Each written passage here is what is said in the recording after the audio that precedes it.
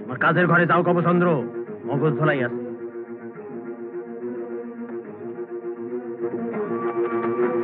দেখা গেছে উত্তরের বনে।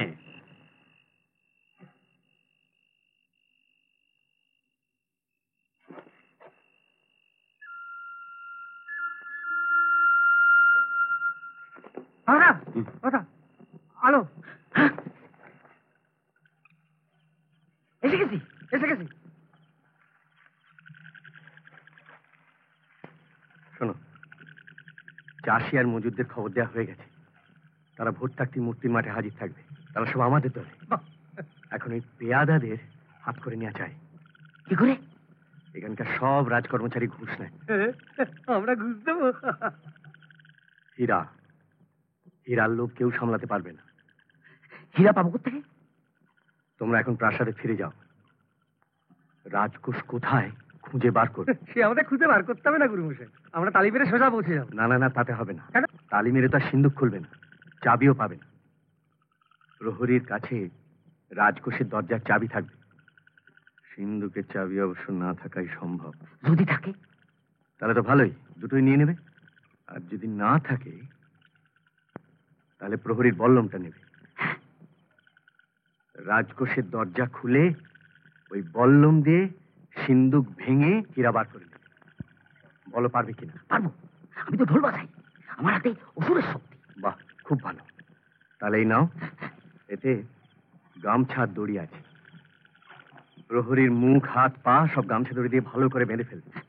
তারপর রাজকোষের দরজা খুলে ঢুকে সিন্ধুক ভেঙে হীরা নিয়ে আমার কাছে আসবে। আমি থাকবো কাছে, ওই কাল ভৈরবের মন্দিরের সামনে। কাল ভৈরবের মন্দির? কাল ভৈরব। তারপর কাল সূর্য ওঠার সঙ্গে সঙ্গে মূর্তির মাঠে আমাদের কাজ শুরু। যুদ্ধ হবে? আমরা না যুদ্ধ থামাতে পারি গুরুমশাই। হ্যাঁ, এটা থামালে চলবে না, এটা হওয়া দরকার। কেউ মরবে না, রাজাকে শুধু তার গদি থেকে টেনে নামিয়ে দেব। আপদ বিদেয় হওয়াটা আগের কাজ। ঠিক আছে? ঠিক আছে ঠিক আছে। আমি তাহলে চলি। আচ্ছা। কাল ভৈরবের মন্দির। কাল ভৈরব।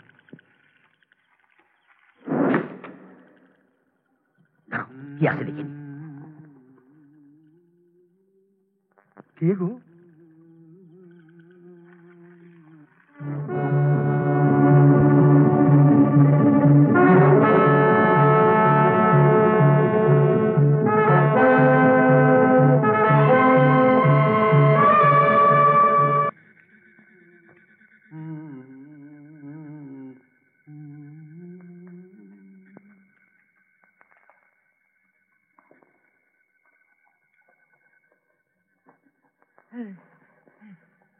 তুমি কে গো?